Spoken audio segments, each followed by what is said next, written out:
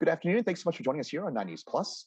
I'm Chris Bianchi, and today we've got a special guest to discuss COVID-19 in the Hispanic community here in the state of Colorado. And today we are chatting with Vanessa Bernal from Colorado's Department of Public Health and Environment. And if you have a question in either English or in Spanish for Vanessa or for a regular guest, Dr. Ricardo Gonzalez Fisher, please send it to me at chris.bianchi@9news.com, and I'll make sure that it is answered either this week or moving forward. But we'll start today in Spanish.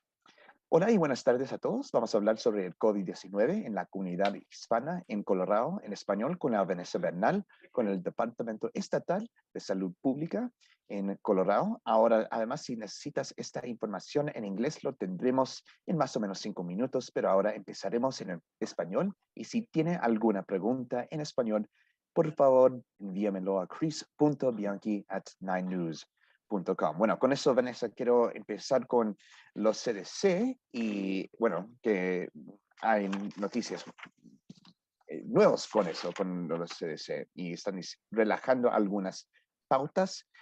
¿Puedes explicarlas y también qué podrían significar, Vanessa? Claro que sí, muchísimas gracias, Chris, por esta invitación. Y bueno, por ejemplo, una de las cosas que los CDCs el jueves de la semana pasada, precisamente, creo que fue el 11 de agosto, la fecha precisa, fue que empezaron a relajar ya estos lineamientos, por ejemplo, en cuanto a la cuarentena y también el distanciamiento social. La postura del Departamento de Salud y Medio Ambiente de Colorado en cuanto a este anuncio es que, bueno, tenemos que tomar en consideración la situación de cada individuo, ¿no? Porque cada situación es diferente. La realidad, Chris, es que el COVID sigue aquí con nosotros, no como antes, obviamente, porque la situación ha cambiado. Tenemos ahora muchísimos otros recursos, tenemos vacunas, tratamientos, etcétera. Pero las personas deben de evaluar su situación. ¿A qué me refiero con esto? A evaluar sus factores de riesgo y qué tan digamos, se llegarían a enfermar severamente en caso de contraer COVID-19 y tomar sus decisiones. Por ejemplo, si una persona que está en alto riesgo de enfermarse severamente usa mascarilla, pues va a estar más protegido esta persona, sobre todo en lugares públicos cerrados. Entonces, es algo a considerar. También, como comentaba anteriormente, la situación ha cambiado. Tenemos vacunas para personas desde los 6 meses de edad en adelante. Tenemos refuerzos, tenemos también tratamientos para todos, así que toda esta información se encuentra en covid19.colorado.gov. Es importante, como lo hemos repetido en otros segmentos, que toda esta información se encuentra en español, así que cada pregunta o cada duda que tengan acerca del COVID, ahí la pueden encontrar. Sabemos que es información que se está actualizando continuamente, siempre hay cosas nuevas y bueno, ahora con lo de los CDC, esto no es una excepción, ¿no? Es una actualización más. Sí, y bueno, y otra vez esta información está disponible en español también. Bueno, también con eso, Vanessa, los refuerzos específicos de Omicron estarán disponibles pronto. Estamos escuchando eso. ¿Tiene información sobre cuándo estará disponible en Colorado y cómo obtenerlo?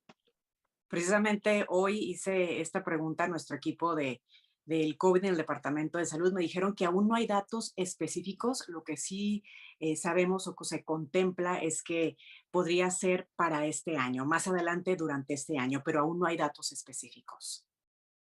Bueno, entonces pronto con eso. Y gracias, Vanessa. Y con eso concluye la parte en español de nuestro programa.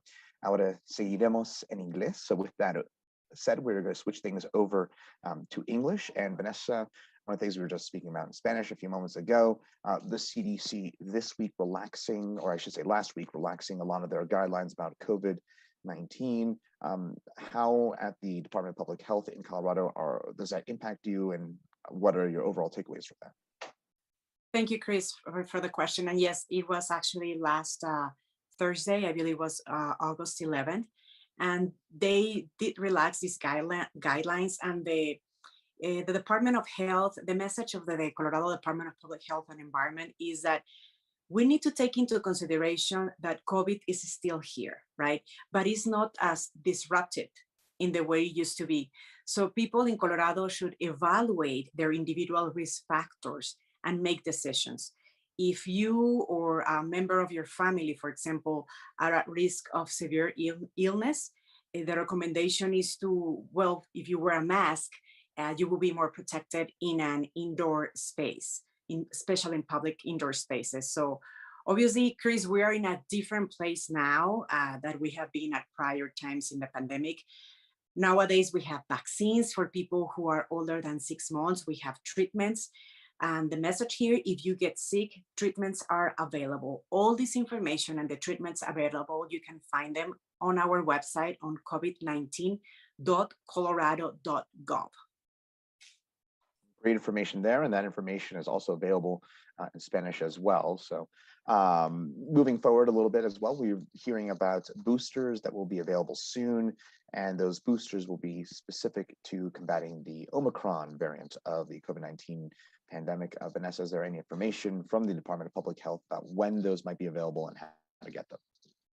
Well, right now, we don't have specifics about the date. We do know that it will be later this year. So that's the information that we have so far.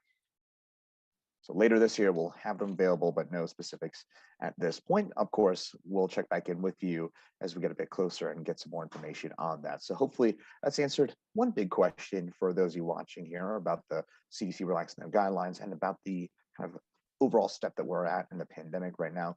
Vanessa, thank you so much for taking the time to join us here on 9 News Plus and giving us about a bit of insight about where the Department of Public Health stands on the COVID-19 pandemic, and specifically, of course, about how it stands in the Hispanic community here in Colorado. Thank you, Chris, for your time. And it's, as always, a pleasure to be here with you. And I hope to be here in the next following weeks, now that you're back from vacation and I'm back also. It's that summer vacation season. But again, Vanessa, thank you so much for joining us here. And that'll do it for this week's look at COVID-19 here in the Hispanic community in Colorado. Gracias a todos. Thanks to everyone. And we'll see you right back here next week. Thanks again, Vanessa.